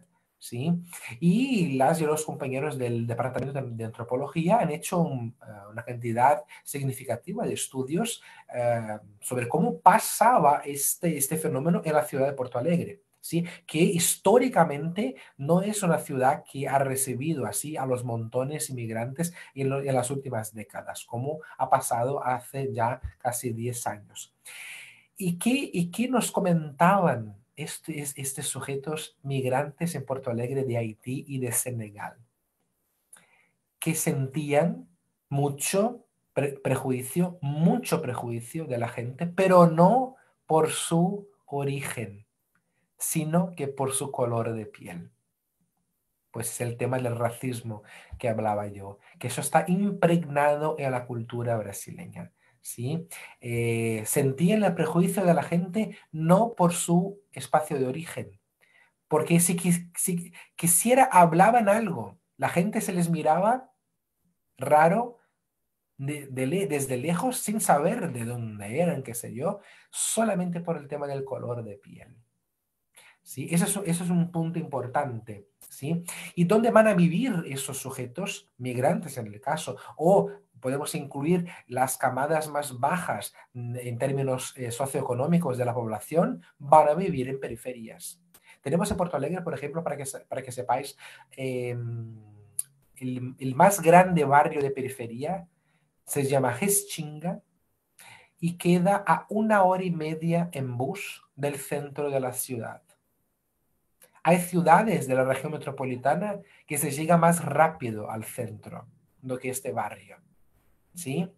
Pero lo más triste de la historia es que cuando se ha creado este barrio, se ha creado tan lejos del centro para poner la población negra, la población pobre, a vivir lejos de las casas de sus señores donde trabajaban. Y lo más perverso es que había un bus por la mañana del barrio al centro y un bus por la noche del centro al barrio. 1 hora y media, 40 kilómetros en bus, dentro de la ciudad. Así que si tú perdieras el bus por la noche, dormías en la calle. No son pocos los relatos de personas, e incluso muchos jóvenes, obviamente, de este barrio que eran sorprendidos durmiendo en el centro de la ciudad, en la calle, porque no tenían cómo volver a su barrio. Así que el tema de la segregación socioespacial está bastante pegado al corte de clase social. ¿Dónde están los barrios más ricos de la ciudad? En el centro. Y no decimos más el centro geográfico de la ciudad. ¿Sí? Hacemos las medidas de latitud, de longitud y matemáticas y tenemos un punto. No ese es el centro geográfico, es el centro socioeconómico capital de la ciudad. ¿Sí? Que se ha desplazado como en muchas ciudades brasileñas y puede ser con tranquilidad latinoamericana. El centro del poder económico, por ejemplo, de la Ciudad de México, no fue donde es hoy, siempre. ¿Sí? Se ha cambiado, muy probablemente se ha cambiado a lo largo del tiempo. ¿Dónde vive la gente con más plata en las ciudades? Cambian.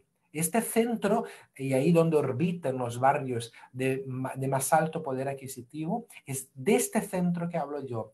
Y la periferia, no necesariamente la periferia de las afueras de la ciudad, sino que la periferia social de la ciudad, que muchas veces puede estar como aquella foto que se les ha enseñado, puede estar pegada.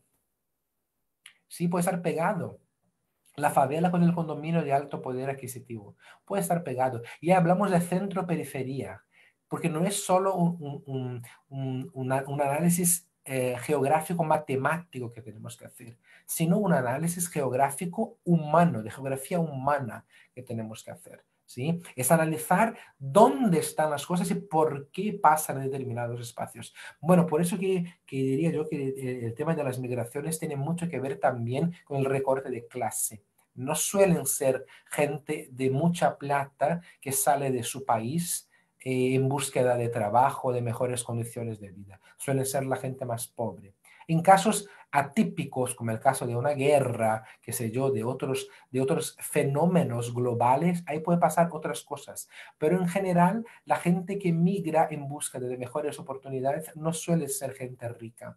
Y cuando llegan, ¿dónde suelen ubicarse? En regiones de periferia. Ayer por la noche, todos los domingos por la noche, hay un programa de la tele bastante conocido en Brasil llamado Fantástico, que es un noticiero, un gran noticiero semanal de lo que ha pasado en las semanas. ¿Sí? Tenemos los domingos por la noche. Ayer hubo un reportaje de brasileñas y brasileños viviendo en Portugal.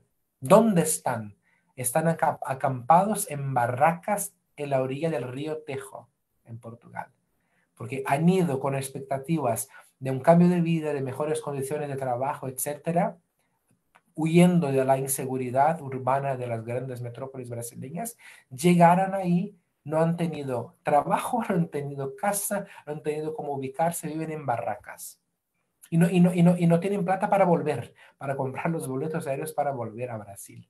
¿Sí? Es más o menos de eso que hablamos cuando hablamos en términos de migraciones. Bueno, no voy ni aquí a empezar a hablar de las desigualdades educativas que jóvenes de otras regiones van a enfrentar cuando llegan en las escuelas en sus nuevos países, en dificultades en términos de lenguaje, de culturas, de adaptaciones, de prejuicios, y por ahí va la cosa. ¿Sí? Pero es más o menos por ahí, y una vez más, muchísimas gracias y obviamente seguimos intercambiando.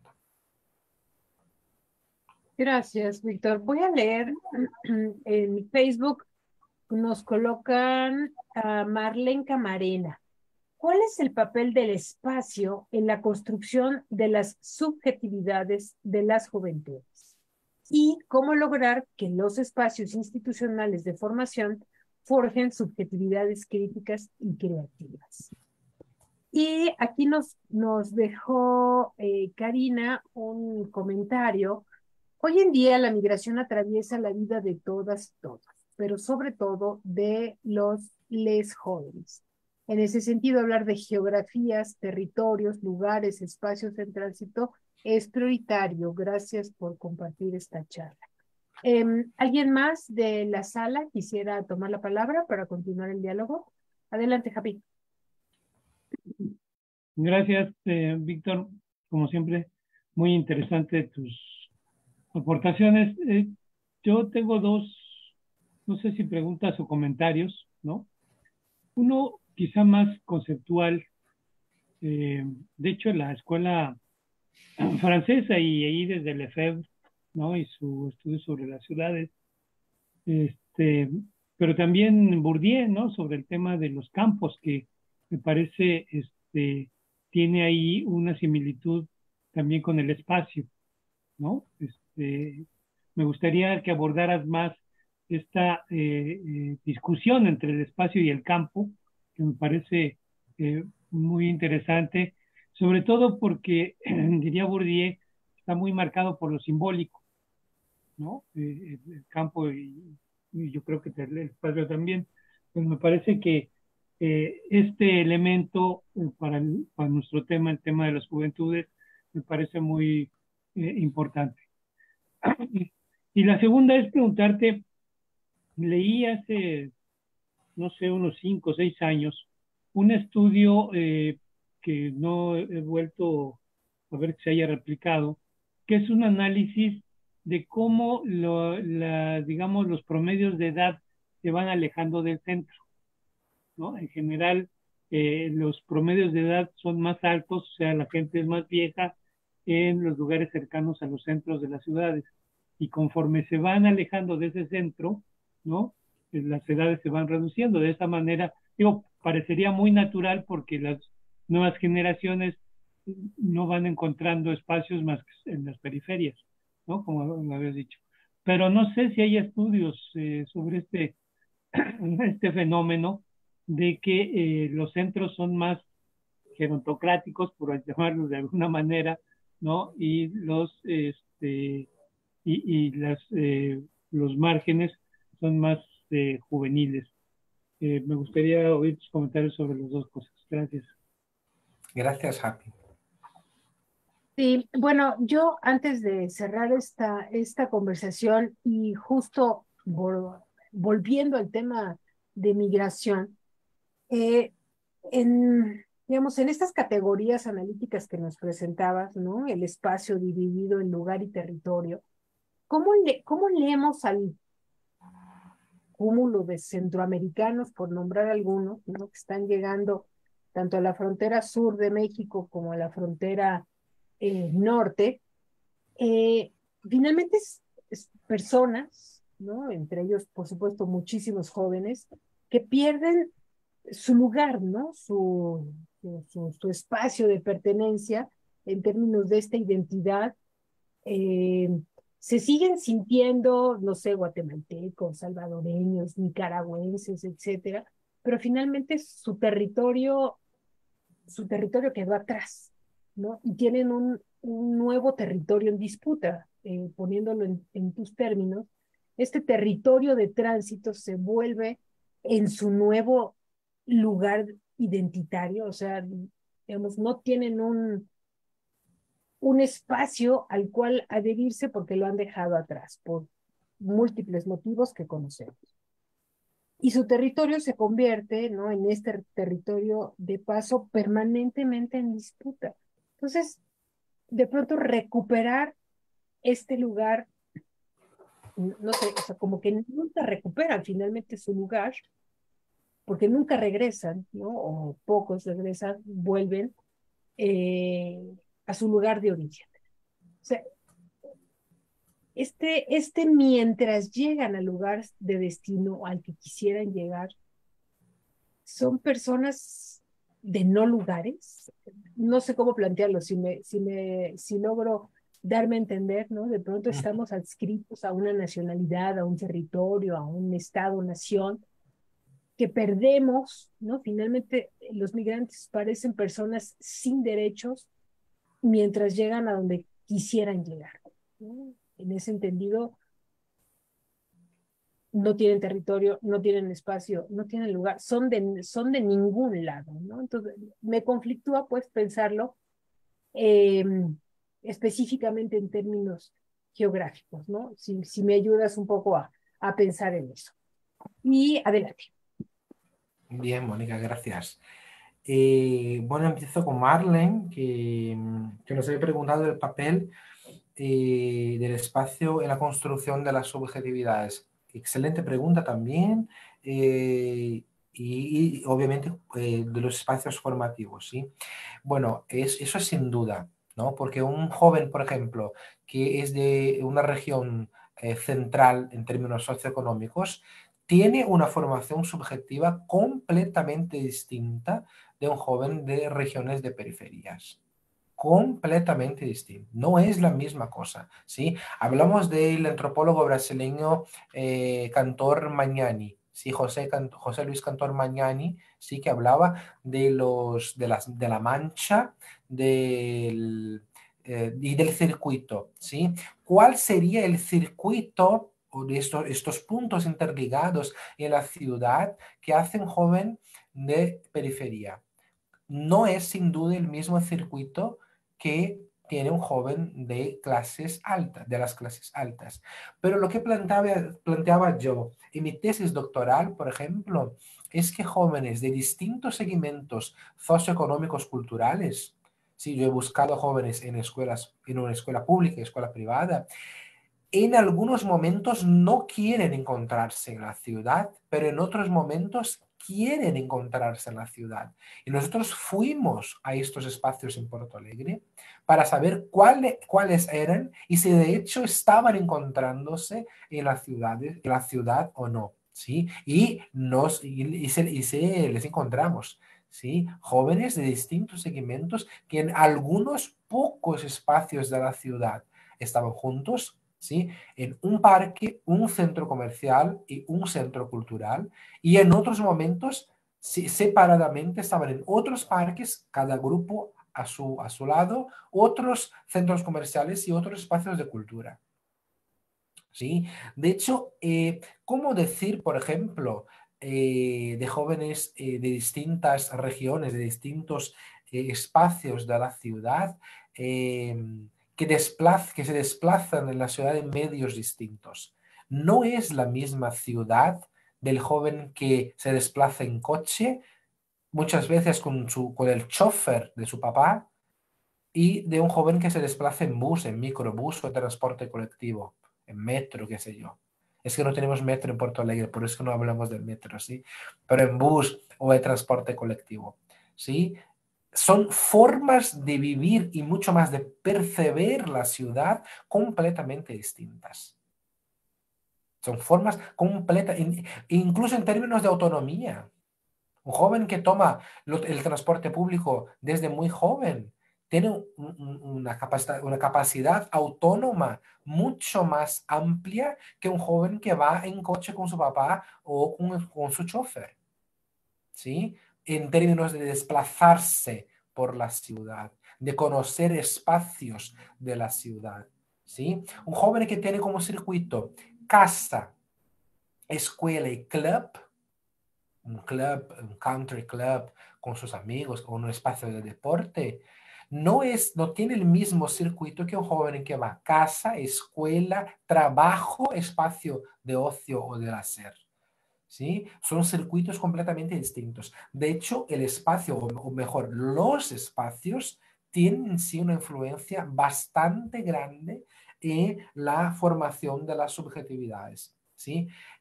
Por ejemplo, hemos trabajado en otra investigación con jóvenes que compartimos la ciudad en algunas zonas, en algunas regiones de la ciudad.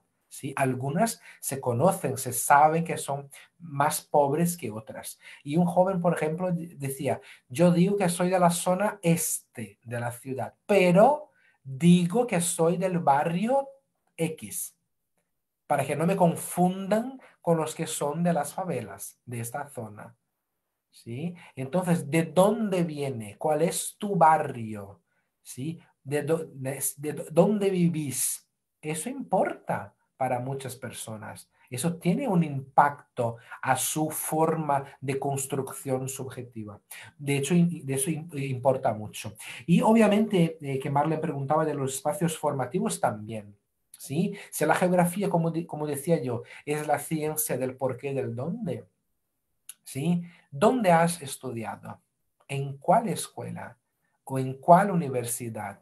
Como Luis hablaba, son términos de prestigios completamente distintos. Estudiar la escuela X, Y o Z, ¿sí? Y estudiar en la universidad X, Y o Z, ¿sí? Son, y además del espacio donde está esa escuela, pero ¿qué representa esta institución? ¿Sí? ¿Has estudiado en la escuela de tu barrio o en la escuela del centro de la ciudad? ¿Sí? Eso tiene un impacto en la formación subjetiva de las y los jóvenes. ¿Sí? Gracias, Marlene. Bueno, Karina comentaba también de las migraciones. Quisiera destacar también lo que llamamos en Brasil la migración pendular, del péndulo, ¿no? Que son las migraciones que se hacen a diario. ¿Sí? Novedamente en esos trayectos que hablábamos, ¿no? El trayecto casa-escuela, casa, escuela, trabajo, casa, escuela, ocio, qué sé yo, ¿sí?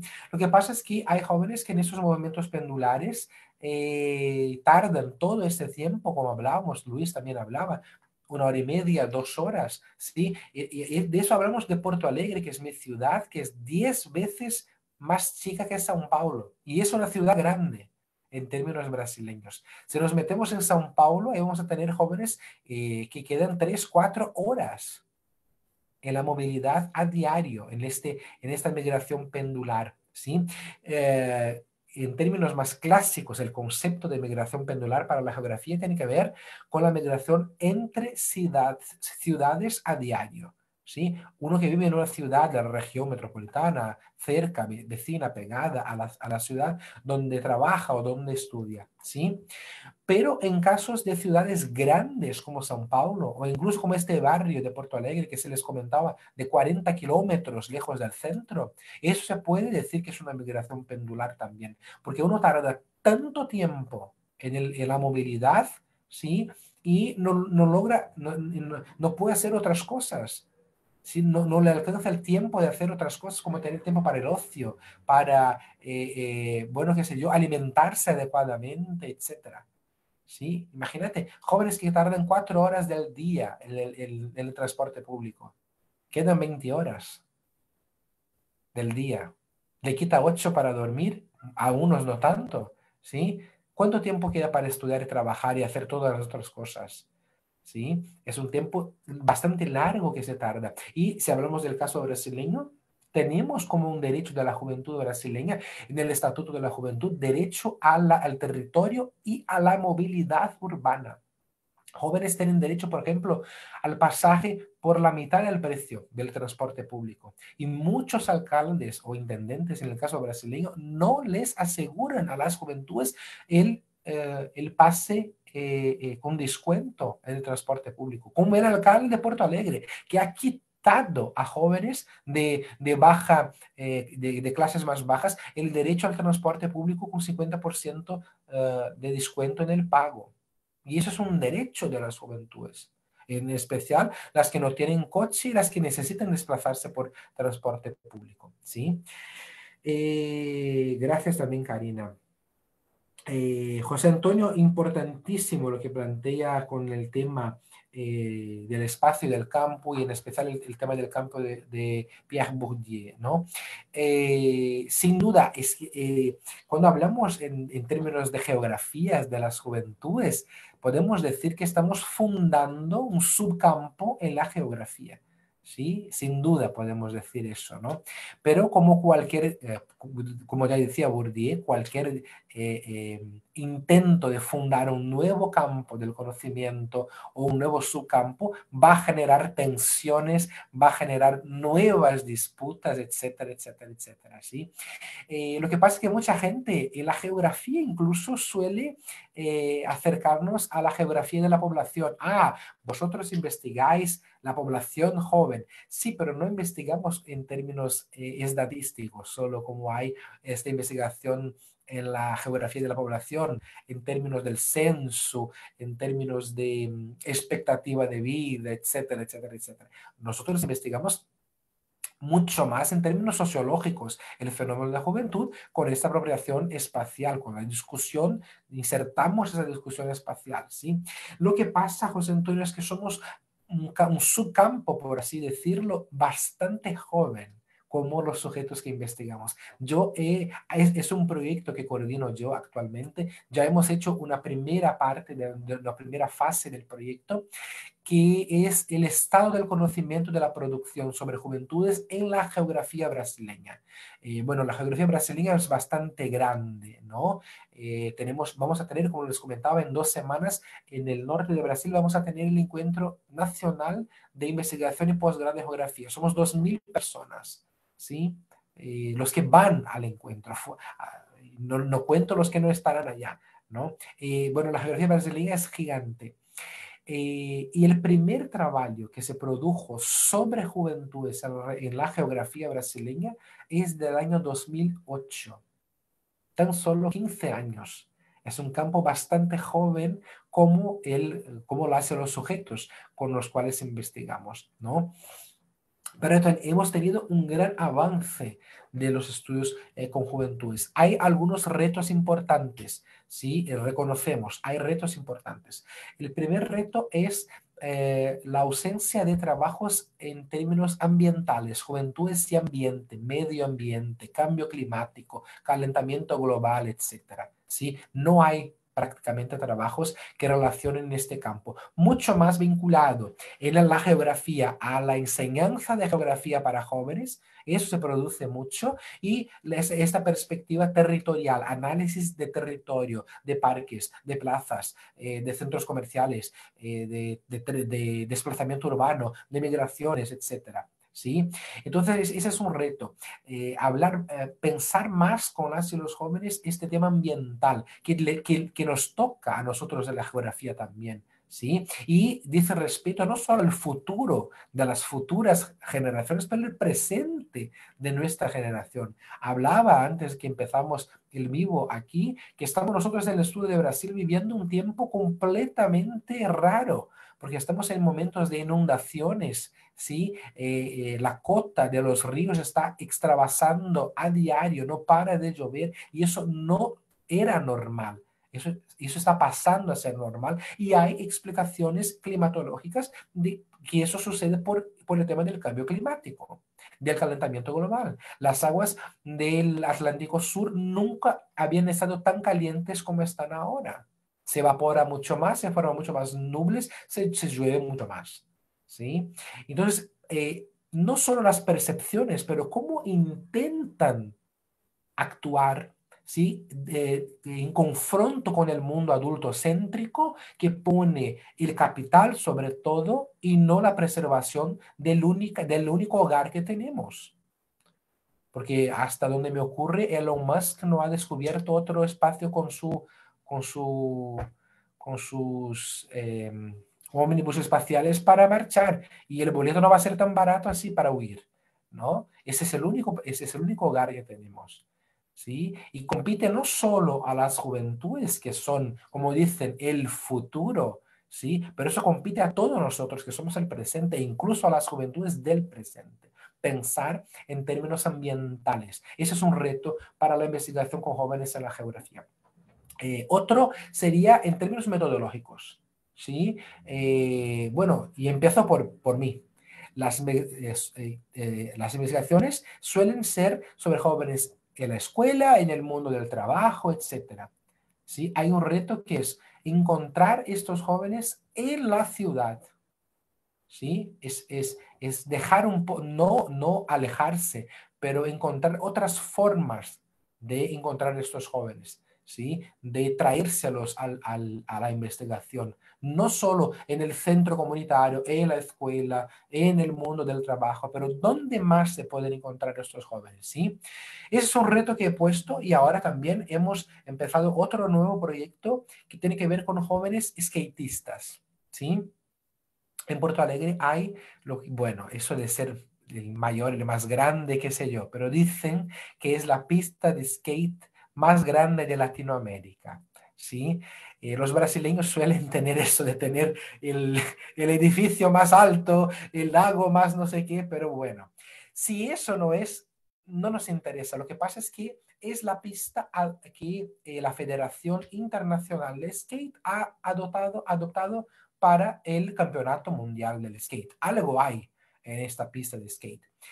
Y algo hay porque nos hemos puesto a investigar las disputas, las apropiaciones territoriales de jóvenes, que en algunos momentos se pelean por el espacio, ¿sí? Ahora no le toca a ti, no es tu horario, pero no hay reserva de horario.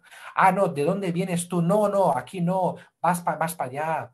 Hay disputas que se pasan ahí y hemos mirado con un compañero de la Facultad de Educación Física que trabaja con estudios del ocio, ¿sí? Yo con la juventud y el tema del territorio, hemos organizado un nuevo proyecto de investigación para ver cuáles son esas disputas, estas apropiaciones territoriales de jóvenes en esta pista de skate que dicen que es la más grande de Latinoamérica. Si es o no, no le interesa mucho. Lo que interesa es que hay algo a investigar ahí. ¿Sí? Y está en un punto de la ciudad bastante importante que se ha renovado últimamente, que es esta orilla del Guaíba, ¿no? Es que es un gran parque público en la orilla del lago que margea la ciudad. Bueno, hay algo que investigar. Entonces, apuntamos los retos y corremos atrás, ¿sí? Entonces, ya organizamos una nueva investigación que sale de la escuela, ¿sí? Vamos a ir en ese espacio de encuentro de jóvenes en la ciudad donde pasan disputas territoriales. Y otra cosa, Happy, que nos traje es el tema de si está ocurriendo, si pasa esta gerontología del centro de la ciudad, ¿no? Y bueno, me parece que sí, José Antonio. Vamos a ver el mercado inmobiliario, por ejemplo, de Porto Alegre o de las grandes metrópolis brasileñas, y eso me lo arriesgo a decir en Latinoamérica, en Europa y en casi todo el mundo, ¿no? ¿Cómo son los nuevos, por ejemplo, edificios que se construyen? ¿Sí? No son más departamentos o pisos, ¿sí? Y tampoco mini departamentos o micropisos. Ahora se habla de mini pisos, ahora se habla de micro departamentos y micropisos. Uno que quiere vivir cerca del centro, en las áreas centrales de la ciudad, para pagar lo que se pagaba antes por un piso mínimamente habitable, ahora compra o alquila un piso de 15 metros cuadrados, hablamos, de 10 metros cuadrados. Si vamos a grandes metrópolis como Nueva York, Madrid, París e incluso Lisboa, ya hay departamentos de 7 metros cuadrados. ¿Sí? Que se paga el alquiler o se compra el departamento con el precio de que sería un departamento, entre comillas, normal, de 60, 70, 80 metros cuadrados. ¿Sí? Es caro vivir en el centro de las ciudades y el mercado inmobiliario obviamente ha creado esta demanda, pero sabe de eso y se aprovecha de eso. ¿Sí? ¿Dónde están, por consecuencia, los espacios más baratos? En las regiones de periferia o incluso en las regiones lejanas, en otras ciudades, en los bolsones alrededor de las grandes ciudades. ¿Sí? De hecho, este fenómeno, muy bien puesto por José Antonio, hace con que el tiempo de desplazamiento sea aún más largo. Sí, porque si te toca vivir donde puedes pagar más lejos del centro, todavía, y trabajas o estudias en el centro, todavía te tardarás mucho más en este transporte. Y hay otro concepto interesante, José Antonio, que podemos también explorar, que serían, en el caso brasileño, las 3 subfases de la juventud, porque tenemos un rango largo de edad que va de 15 a 29 años, por ejemplo, ¿no? Y Regina Novaes, por ejemplo, nos plantea que hay que dividir este gran rango de edad en 3 pequeños rangos. El primer que Regina llama de jóvenes adolescentes, de 15 a 18 años. El segundo de jóvenes, que sería de 19 a 24. Y el tercer de jóvenes adultos, que sería de 25 a 29. ¿Por qué Regina Novaes plantea eso? Porque sí sabemos, porque Machado Paisa dijo que las trayectorias son yo-yo, van y vuelven, ¿no? Pero sabemos que si las trayectorias no fuesen yo-yo, fuesen en línea recta, no son, pero si fuesen, este primer rango, jóvenes adolescentes, serían en la escuela, este segundo en la universidad y el tercer en el mundo del trabajo. Sabemos que no es así, pero si separamos estos rangos, se puede tener el impacto de cuánto las juventudes no están en la escuela cuando deberían estar, no están en la universidad cuando deberían estar y no están en el mundo del trabajo cuando deberían estar. Sí, pero sabemos, es importante dejar bastante claro, sabemos que las trayectorias son yo-yo, que van y vuelven, que no tienen nada que ver con una línea tan recta así, ¿sí? Y Mónica, también muchas gracias, José Antonio, muchas gracias también, Mónica, por tu pregunta. Volvemos al tema de las migraciones, ¿no?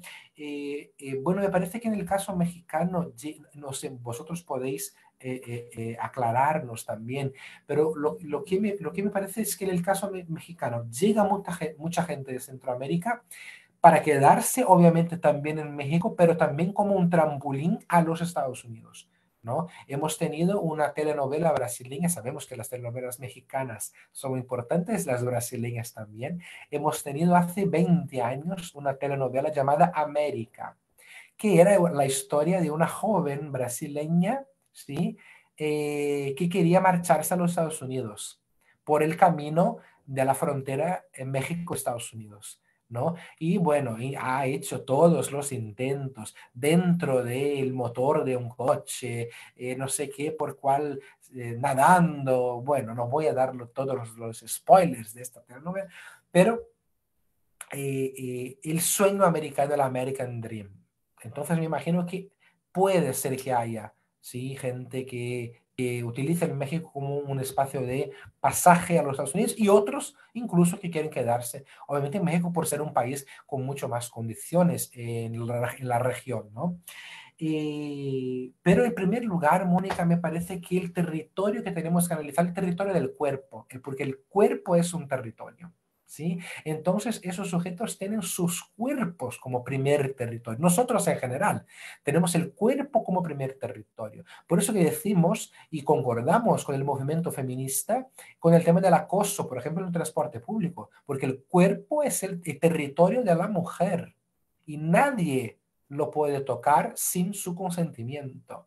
¿Sí? Entonces, mi cuerpo, mi territorio, dice el movimiento feminista brasileño. Bueno, en primer lugar, del lado de los jóvenes migrantes, pienso que el cuerpo es el primer territorio, un territorio que está en desplazamiento. ¿Sí? Ese es un primer punto. El segundo punto sería lo que nos había dicho tú misma, Mónica, del no territorio. ¿Sí? Si un espacio donde está este joven en migración o ya en proceso de migración o ya ubicado, sí sería un no territorio, porque tenemos muchos no territorios, ¿sí? Por ejemplo, un aeropuerto es un no territorio. Te metes en cualquier aeropuerto, en cualquier parte del mundo, es siempre la misma cosa, ¿sí? Es un no territorio, es un no lugar, es un no espacio, ¿sí? Un centro comercial puede tener arquitecturas distintas, etcétera, pero siempre va a ser la misma cosa. ¿Sí? Y los espacios nos podríamos preguntar de migración. ¿Serían o no territorio? Pero ¿qué tipos de disputas, es decir, de apropiaciones ocurren en esos espacios? ¿sí? Por ejemplo, digo yo, del caso de los brasileños en Portugal, que tienen el apodo de brazucas, ¿sí? Los brazucas, ¿sí? Y de ahí empieza todo el prejuicio, ¿sí? Que sufren por estar ahí, ¿sí? El tema de los migrantes en el Brasil, ¿sí? Que hoy suele haber muchos migrantes de Venezuela en general, ¿no? ¿Qué tipo de prejuicios sufren? ¿Sí? En términos políticos, porque vienen de un país de izquierda, gobernado por comunistas, eso es el discurso del senso común. ¿Sí? ¿Qué tipos de no territorios podrían establecer a partir de las migraciones actuales que tenemos en la región en general? ¿Sí? Y hay un tercer tipo de territorio que sería interesante analizar, que es el territorio imaginario. ¿Sí? El territorio que no está, que no es concreto todavía o nunca va a ser concreto el territorio. Si, por ejemplo, el territorio de la tierra prometida de los judíos es un territorio que han pasado de docenas, centenas de años en búsqueda de un territorio imaginario, la tierra prometida, ¿sí? No era un territorio concreto. ¿Cuál es el punto final de un migrante en el mundo? ¿Dónde quiere llegar? ¿Sí? Hasta que no llegue, tiene sus territorios imaginarios para construir cualquier forma, ¿sí? De pegarse a un espacio. ¿Sí? Porque uno no puede, entre comillas, flotar todo el tiempo, tiene que estar en algún momento en un espacio para vivir, para alimentarse, para dormir, para ducharse, hay que estar en un espacio. ¿Sí? Aunque este espacio sea imaginario, en términos conceptuales, aunque este espacio sea un no territorio, aunque ese territorio sea en un primer momento solo del cuerpo, ¿no? Y el cuerpo como territorio tiene sus características, ¿no? Porque el principal prejuicio es de los cuerpos negros, ¿sí? Porque el cuerpo acosado es el cuerpo de la mujer. Porque los cuerpos que se matan en el caso brasileño son los cuerpos transexuales, de jóvenes transexuales. Brasil es el país que más mata jóvenes transexuales en el mundo. Durante esta charla que yo he tenido el placer y el honor de estar con vosotros, más de 20 personas transexuales han sido agredidas y o muertas en Brasil. Esas son las estadísticas. Por eso digo que el cuerpo es un territorio, ¿no? Y en el caso de de los migrantes también se puede plantear como tal. Bueno, no sé si he contestado, pero me interesaría también darles a todos oportunidades de seguir pensando, ¿no? De seguir discutiendo y construyendo juntos este amable y apasionante campo de investigación que es de las juventudes. Sí, Víctor, muchísimas gracias. Ha estado muy, muy interesante nuestra charla y justo este repensar. Me acordé del libro de Auger de los no lugares, ¿no? Pero cómo pensamos o recordamos, ¿no? Esto que me haces a mí, el cuerpo como un territorio. Muchas gracias por ello. Pues nada, muy agradecida con todas, con todos quienes acompañaron la transmisión y aquí en la sala. Muchísimas gracias por su tiempo y por supuesto a ti, Víctor, por la generosidad de compartirnos tu investigación y regalarnos estas 2 horas contigo. Le paso la palabra a José Antonio para el cierre de este seminario. Pues nada, agradecerte tu presencia, aunque sea virtual, ¿no? No te vamos a poder tener de manera física por acá, por estos territorios, como lo habíamos pensado, pero bueno, ya habrá algún otro momento. Nada más comentarles a los demás que nuestro próximo seminario sería el 31 de octubre con las cuestiones vinculadas a las pertenencias educativas con Cristina Zaola. Va a ser un seminario que por cuestiones de horario y también del lugar donde está Cristina será a las 11 de la mañana. ya le estaremos anunciando concretamente el modo de vincularnos a esta sesión. Muchas gracias. También tenemos un seminario sobre el llamado trabajo infantil el 13 de octubre, que va a ser presencial. Entonces, pues estarán invitados, invitadas. Muchas gracias a todos.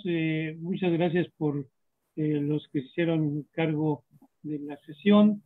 Ara, Enrique, nos vemos dentro de un mes aproximadamente por estos mismos canales. Gracias, Víctor, y hasta luego.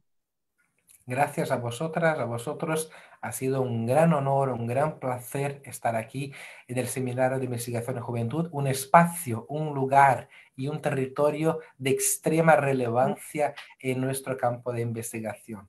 Un honor una vez más estar con vosotros. Un gran abrazo, José Antonio, Mónica, Luis y a todo el querido personal del Seminario de Investigación en Juventud. Gracias.